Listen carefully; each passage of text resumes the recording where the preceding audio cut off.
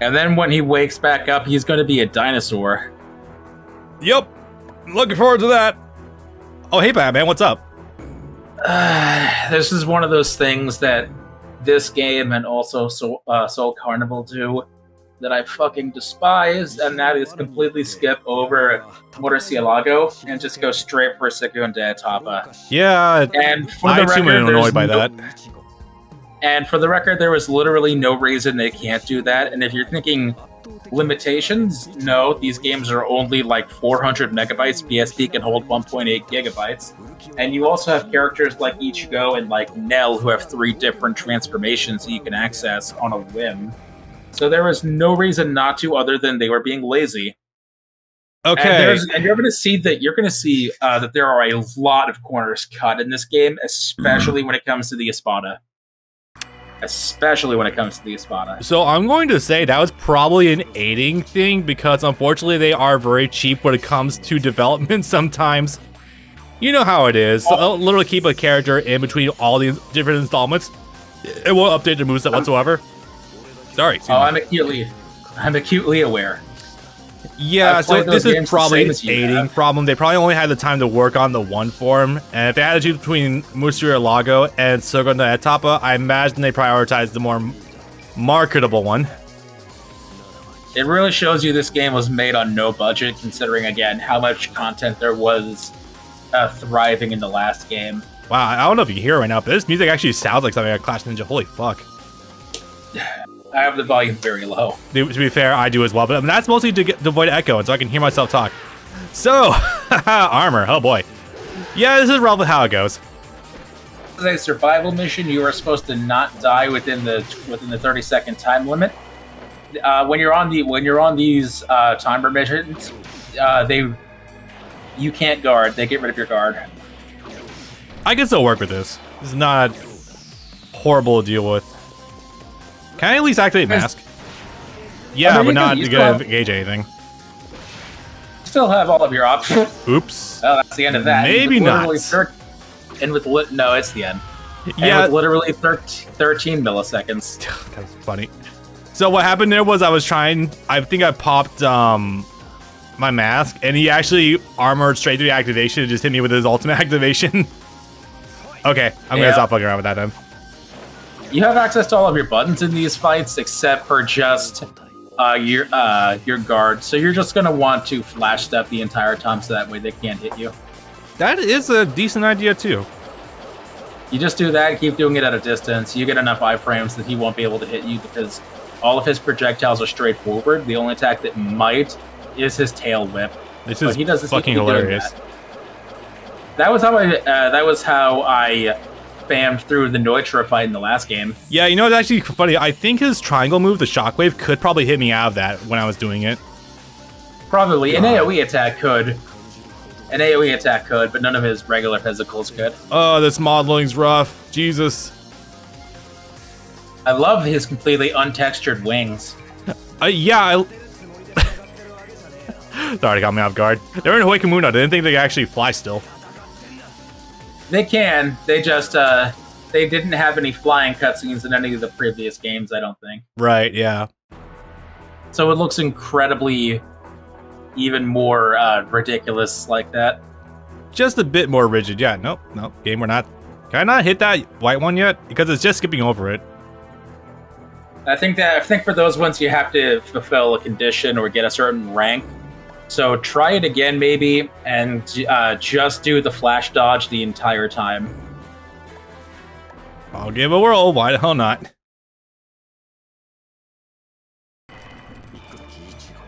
Yeah, I should check game packs.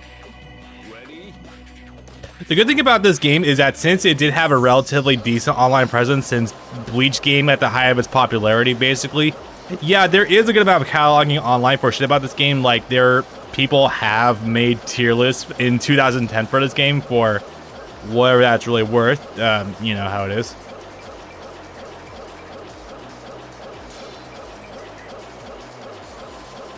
And just about there. Engaging content, yes, I'm aware. And there we go. The guy for this. S rank. Mission 4, don't receive any damage. Well, we managed to get that one. Okay, so some of these are conditional, so we might have actually wanted to go with the save file after all. Well, we didn't miss anything yet, so that's good. And honestly, if there's anything I need to do on my end, I could probably do it. And, oh man. So we're very roughly skipping over this. Man, there's not really any good Bleach games that actually cover this part of the story, like, adequately well. No. There are some things I would say.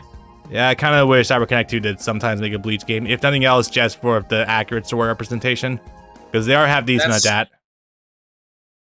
That's still the ongoing theory that people have had for something like 3 years.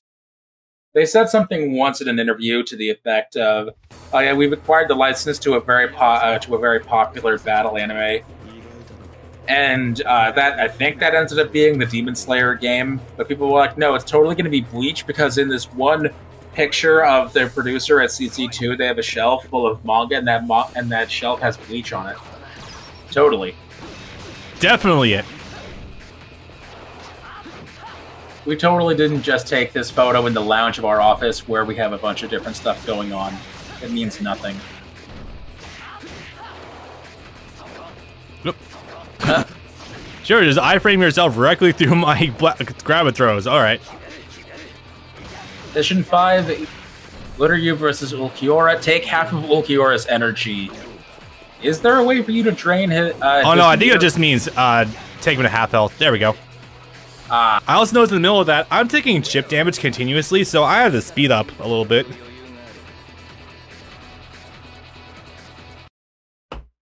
Not horribly difficult. It is funny though, because regular Uryu and of course Blade Uryu do play vastly differently. If you want to cheese, just do his down kicks. They're hilariously low profile, and they keep them standing, so you can just mix up afterwards. So the funny thing is that blade actually has a name. It's called the Zela Schneider, or apparently translated it means soul cutter, which is hysterical because soul cutter was one of the early translations of Zanpakuto. Oh, yeah, that's right. I think I remember that. So the Zela Schneider is Uryu's Zanpakuto. You know, yeah, you're not terrible wrong. Hey, one other thing also that was an early translation and or just early story stuff. This is the only blade of the Quincy or something. Something like that. Yeah, yes, Quincy's don't carry a sword. We only carry a bow. This is a bow. And then he shoots the lightsaber out from his bow, and that's how he beat... what the fuck is her name? Lola, whatever her name is. Whatever, yeah. Free Verona spot at number 105. Yeah, I know exactly what you're talking about. Oh, okay, yeah. Chiruchi. So time for some unfortunate character assassination and or at least stuttering of someone's character growth. Yeah. Okay, so this is one of the things that I also learned on my reread, and that's that no, what happens next is actually in line with both Orihime's and Ichigo's character arcs. And that's that Ichigo has to reconcile with the fact that he does have a monster inside him. Someday he will eventually lose control. He's already caused harm to his friends before, so he's worried he's eventually going to end up killing them without being able to stop it.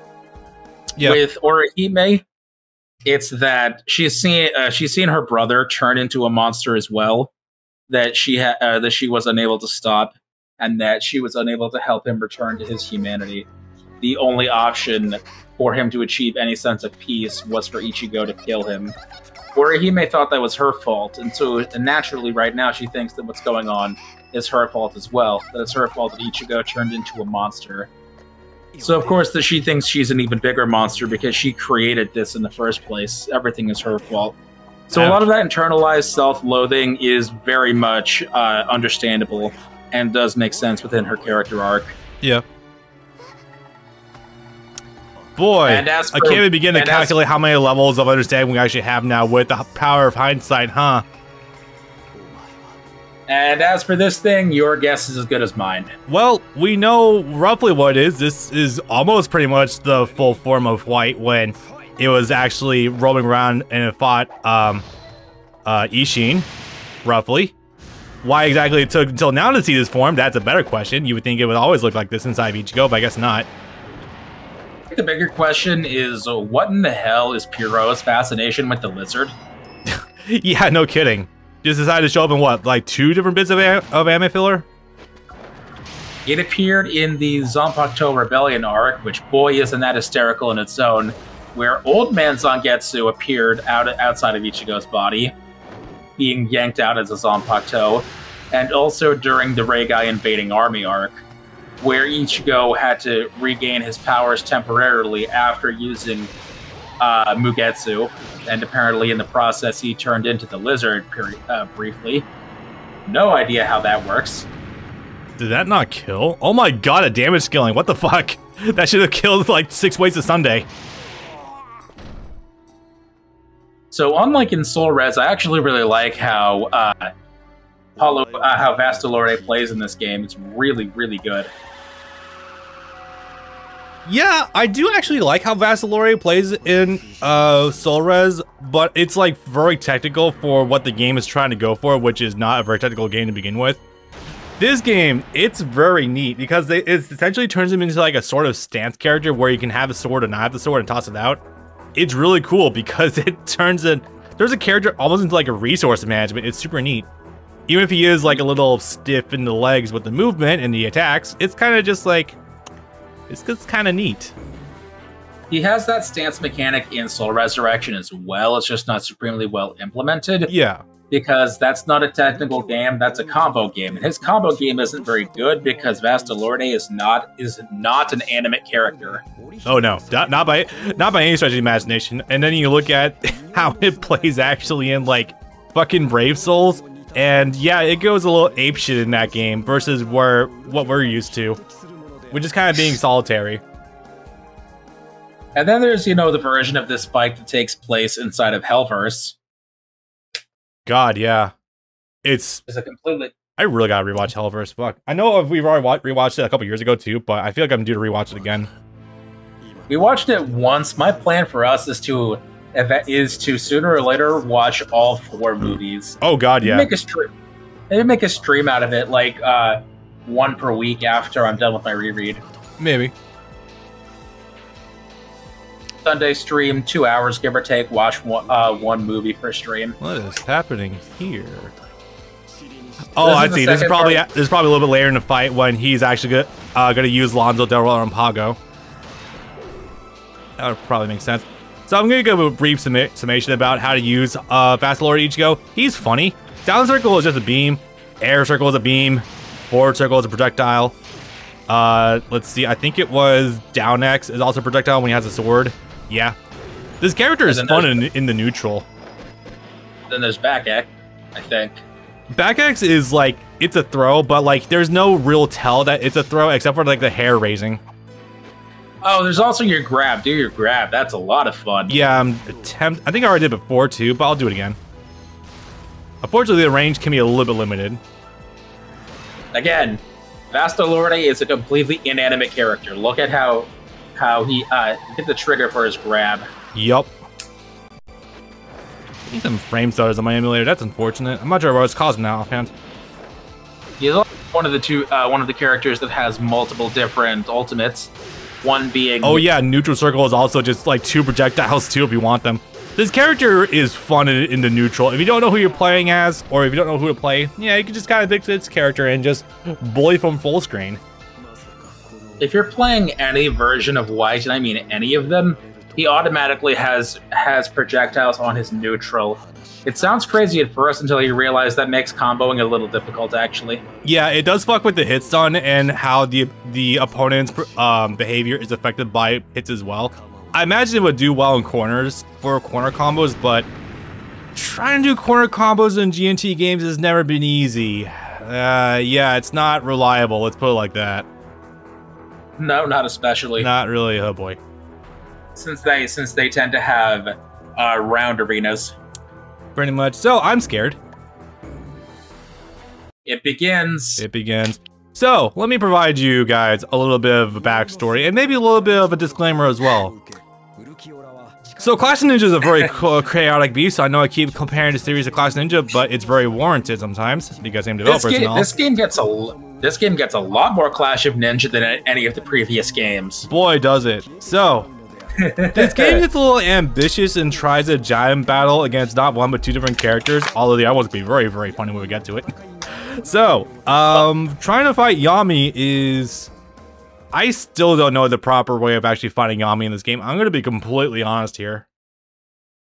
Stab at his knees and dodge like a motherfucker. To his mostly unreactable giant-ass moves. Although I will say, this is definitely very good advertising. Hey, he's got the arm reactive. Cool. Well, you could use it for something. It does... What am I trying to say? It feels like this is advertising for the fact that, yeah, we can do 4-player battles in Heaps of Soul now on the PSP. Totally. Maybe they should have been ambitious. Maybe. No, probably not. Anyway, so Yami came back at some point and immediately noted by Rukia, he's a lot bigger than usual, isn't he? Yeah, he was like twice the size of himself originally, and he was already pretty big. So that would have been Chad that said that because Rukia never met him. Oh, okay. Yeah, he was the one that first attacked Chad in the park. Yeah, there's definitely ambition in this game. We've never saw camera angles like this before. Is he gonna do the thing? Stop taking your aggressive out on the camera, guys. Come on. He just shot out a fucking screen when he punched. I love that. I love cheesy shit like that. It's so great. Happens later on. Can you edit in your reaction to the first time you saw this during the original recording? Oh, actually, I think that was when the other giant actually does it. So let me try to see. Ion. Yeah, Ion. So I remember your strategy was roughly just to keep using Renji's ultimate, the Shiko Seko, I think. Yeah, he gets Echo. Because it's a full screen projectile and it keeps you out of the range of any of his instant melees. At that point, the only thing he can hit you with is his swivel attack. And he's targeting me now, so my life bar is about to go to hell in a handbasket. Let's see if I can get away from here. Ow. Luckily, okay, so when you do awaken, you actually do regenerate some health passively, so that's really cool. Unfortunately, I feel like I'm doing nothing to him. Go figures. You are, but that's because your damage output is reduced because there's 3 of you. But like with Flash, it's basically useless because your partners can't do anything and they are not equipped to handle this because the only decent projectile characters are from Renji here at Rukia, and she's not doing any of her keto. Oh, we actually won, yay. Yeah, this is a fight you were never going to win, so it's just to get him to have half health. No, the problem version comes later on. Yeah, right. Isn't it when we're using Ichigo by himself against him? No, actually, Ichigo doesn't get a run. And even then, he would have an easier time because he too has full screen projectiles. True. No, the fuck part is when you have to use Kenpachi. All right. God. You know, you'd think of for a battle that Kenpachi kind of tripped. Hi, Ion. We're here fast, aren't we? Okay, so this fight actually has a condition to unlock an optional, and that's to take minimal damage. In this battle? I don't know what the threshold is. Yes, I don't know what the threshold is, but try to take minimal damage. I will see what I can do. I mean, I guess that's the goal anyway, but... Yeah. I will try to do halfway... Well, it depends on who I'm using, too. Since we're using the actual Swordper characters, my results are going to be very all over the place. You're using Rangiku and Momo. Momo, I think, does have projectiles. So Rangiku, I've pointed this out before. Probably not in a good while, though. She's essentially like this game's kind of Konkuro character, where she's a puppet user, which is cool. Way too technical for my P-brain, though, because holy shit, puppet characters are quite an interesting idea to use in these games. Yeah, they don't stack up in Clash the way they do in Storm.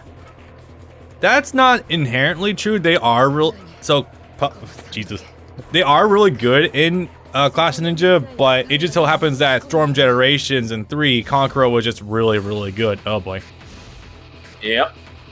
Don't you love when combat is to scale? Yeah, right. Since they're not going to get shown here at all, I'm going to say that I really like the designs of Halibel's Fracciones, her minions, that tear off their arms in the manga in order to summon Ion. In the anime, they just shoot their arms off into a portal with Keto or some shit. And one of my favorite designs in the entire series, if you can throw it in, is Apache. And I'll send you the pictures later. Because I do think she actually is one of Kubo's best designs. I will deny she's pretty good. Actually, it's funny because I accidentally got myself a max slot Summer Apache and Brave Souls recently because I keep drawing her in Summer Pulse. Me too, the one with the guns. Yep. Yeah, I got that a couple of times too. I want the Isane, damn it. Trust me, it's taken me some effort to not just immediately try dumping for Isane, but because I really gotta save for more Nels and Tias when they show up. And or Hawk whenever he's available next time because he's kind of busted. Oh boy. If only for the sake of they unlock extra content, I would say use the health code on these. Yeah, I'll give it one more earnest attempt, and if I can't get it, then I'll just use the cheat code, yeah. Because your best bet, it seems, is going to be to stay at a distance and mash your projectiles.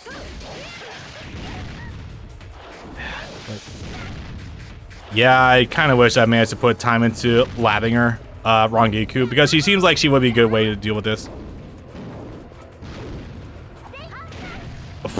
Oh, he's got even more followers from that. I didn't know that. Yeah, it's really hard to also create a distance from him, too, in order to actually do stuff. It's very large. Very large.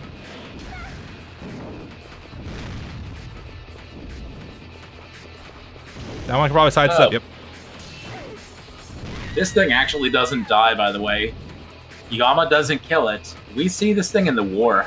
That is true, yeah, it does pop back up at Wakamundo, I think, after her TS Fractions come back. Yep. Okay, unfortunately didn't want to have to do it so early, but game's not giving me too much recourse. I would say fuck it too, but you know, it does unlock more of the story, so we kind of need to. Yeah, yeah. I think it'll be near the top. Infinite health. Yeah, I was thinking about, I mean, ultimately it's semantics between choosing that and doing something like just reducing their health to 0. I think reducing the health to 0 might bug the game out though, so probably not a good idea to do that. Probably. And then, you know, if you wanted to just go ham a little with the characters, you got a chance to do that now. Kinda, yeah. He's also still going to be pulling up a fight. Yeah, as you can see, guys, when you do attacks with Rangiku, Hanako does actually come out and is summoned. If you depress circle, you will actually attack with it, which is really cool. That's definitely a puppet user. Yep. Rank S. Alright, you can turn it off now. Yeah, that's what I was thinking. Here comes the funny bit. Your ovaries are dead. You do remember. I mean, it's hard to not see it right there. That was what I was asking earlier, if you could put that in, because you just had the most hysterical fit of laughter saying he just punched her in the ovaries. Yep. Well, in lieu of the United States overturning Roe v. Wade, I guess that is the next best way to get abortions. Getting punched in the gut by a goat giant.